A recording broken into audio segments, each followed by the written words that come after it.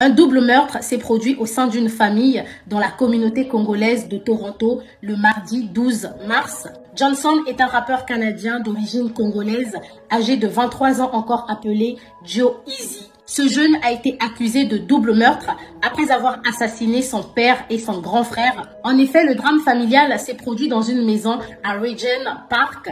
Une dispute va s'éclater dans la maison entre Johnson et son grand frère au cours d'un débat concernant la musique. Alors que Johnson et son grand frère se prenaient la tête, leur père, John Kongolo, va arriver pour essayer de calmer l'affaire. Et Johnson, dans la colère, va sortir son arme et il va tirer sur son père. Son grand frère, terrifié par l'incident, va prendre la fuite. Entre-temps, leur mère qui se trouvait à l'étage va descendre pour venir vérifier ce qui se passait. Et comme si ça ne suffisait pas, Johnson va tirer sur sa mère avant de rattraper son frère qui avait pris la fuite. Il va alors retrouver son frère dans la rue et va tirer sur lui également. Et malheureusement pour son grand frère, il est mort sur le champ. Et toute cette terrible scène se passe entre 13h et 14h. Les voisins vont tout de suite alerter la police. La police va arriver et va constater les faits et les victimes seront transportées à l'hôpital.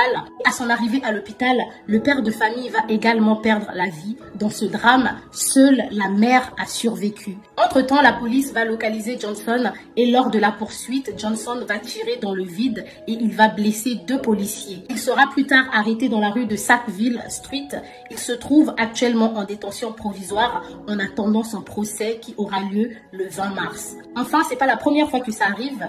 En 2018, à Toronto, la police avait arrêté un jeune Congolais âgé de 16 ans pour détention illégale d'une arme à feu. Et ce jeune avait assassiné un employé âgé de 64 ans dans un supermarché lors d'un cambriolage. Mais le président de l'association congolaise d'Ontario, Patrick Piana, a tenu à souligner qu'il connaissait très bien Monsieur John Kongolo, qui n'est autre que le père de famille décédé. Et la famille Kongolo est une famille adorable et il n'arrive pas à comprendre comment un tel drame a pu se produire au sein de cette famille.